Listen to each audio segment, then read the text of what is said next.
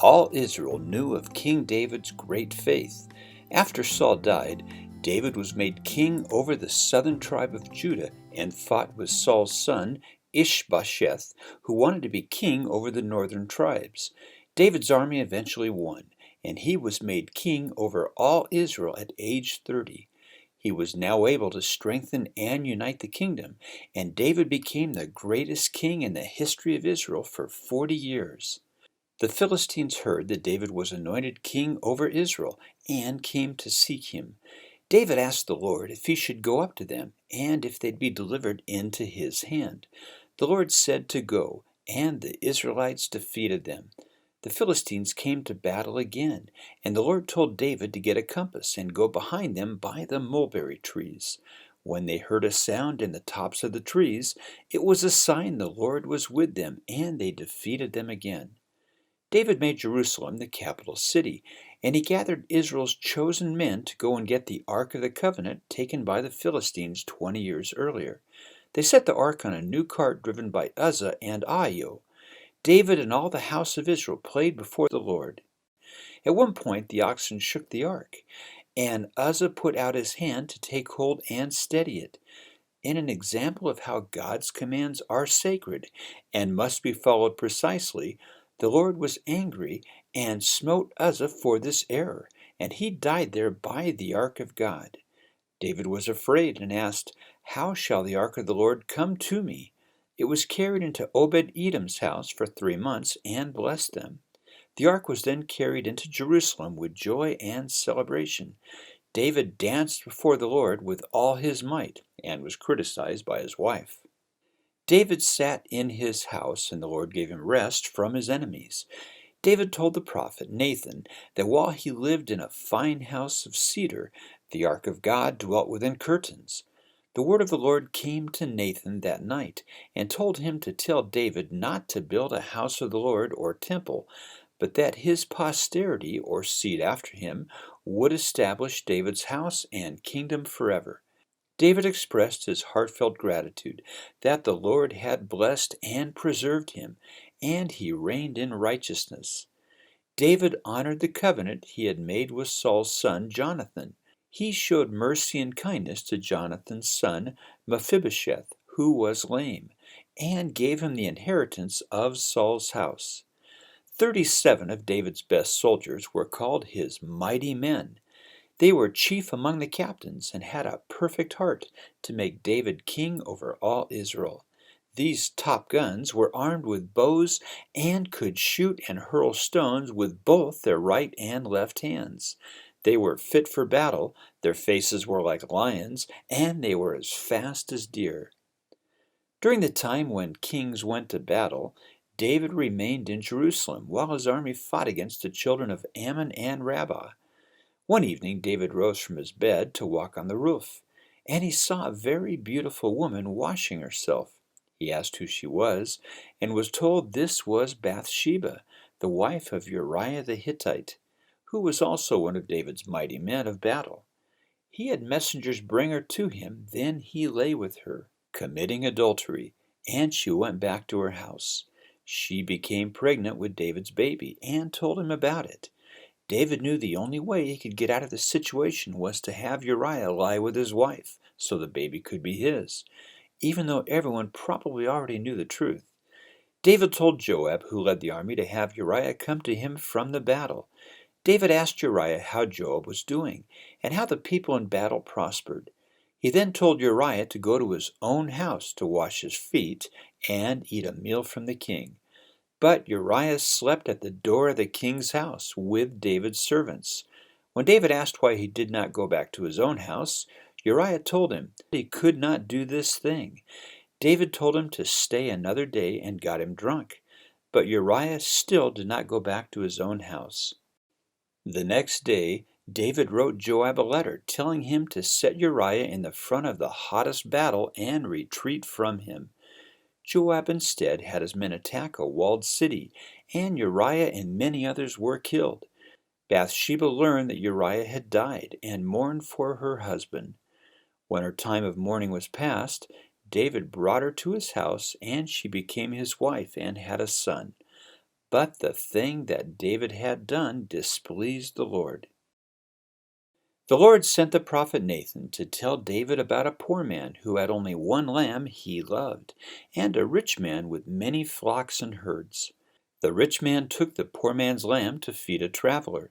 David was very angry at this story and said the man who had done this should restore the lamb and surely die. Nathan then told David that he was the man in the story because of what he had done to Uriah and Bathsheba. David told Nathan he had sinned against the Lord, and the Lord said he would raise up evil against David out of his own house. David and Bathsheba's child died, and they had another son named Solomon. The book of First Kings describes the rise and decline of Solomon's kingdom. Before he died, David admonished Solomon to stay true to the Lord. Solomon traveled to Gibeon to offer a sacrifice upon an altar, since there was no temple to worship in. The Lord appeared to Solomon and asked him, "What shall I give thee?" Solomon asked for an understanding heart to judge the people, that I may discern between good and bad. This pleased the Lord, and because Solomon had not asked for a long life, riches, or the life of his enemies, he would give him a wise and understanding heart. The Lord also gave him both riches and honor, things that he had not asked for, and said there would not be any kings before or after that would be like him. He said that if Solomon would walk in his ways and keep his statutes and commandments, then he would lengthen his days. Solomon went to Jerusalem and made a feast to all of his servants. Two harlots came and stood before him. They both lived in the same house and had babies about the same age. One night one baby died, and the mother switched her dead baby for the other sleeping woman's baby. When the second mother woke up the next morning, she knew the dead baby was not hers. The first woman denied switching them, and they came to Solomon for judgment. The king asked for a sword, and said that the living babies should be cut in half, and each woman could have half. The real mother said not to slay the child, but to give it to the other woman, while the woman whose baby had died said to go ahead and divide it. The king then said to give the child to the woman who was willing to give it away to save its life, and knew that this was the baby's real mother. All Israel heard of this judgment and feared the king, and knew that the wisdom of God was with him. Many nations heard of Solomon's great wisdom, and he became very wealthy.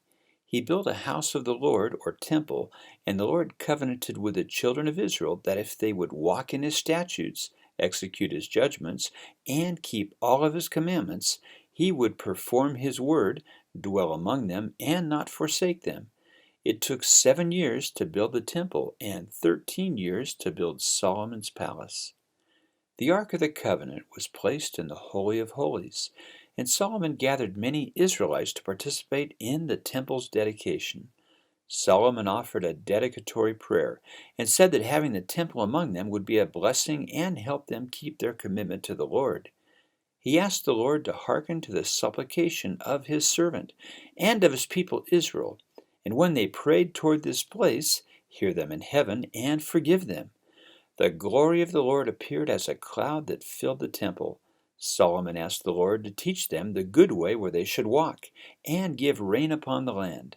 If the people sinned and were carried away by their enemies, but then repented and cried to the Lord, he would hear their prayer, forgive them, and give compassion to those who carried them away, and bring them again to the land given to their fathers.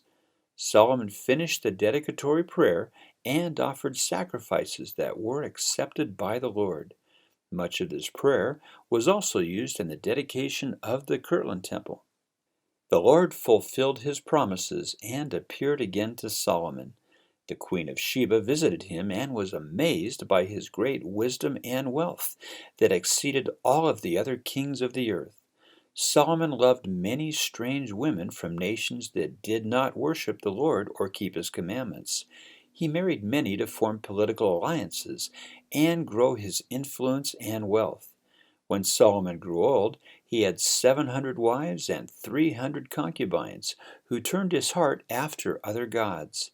He did evil in the sight of the Lord and built high places for his strange wives to worship and sacrifice to their false gods. The Lord was angry with Solomon and said he had not kept the covenants and statutes he had commanded. He took the kingdom from Solomon and gave it to his servant Jeroboam to rule over the northern 10 tribes, while Solomon's son Rehoboam was able to rule over the southern tribes of Judah and Benjamin for David's sake. The Lord stirred up many adversaries to afflict Israel, and eventually caused them to repent and turn back to him. And this is 2 Samuel chapters 5 through 7, 11 and 12, and 1 Kings chapters 3, 8 through 11 in the Old Testament. Look for hidden images located throughout the video. You can download a coloring page and activity puzzles for each section on Etsy at Ponderfun. Visit our Ponderfun.com website and Facebook page to find more fun things to do. And you can listen to these as a podcast. Please like and share these videos with anyone you think might enjoy them. Also, please subscribe to this Ponderfun YouTube channel, and you'll be notified whenever I make new videos. Thanks again for watching, and find some time this week to ponder.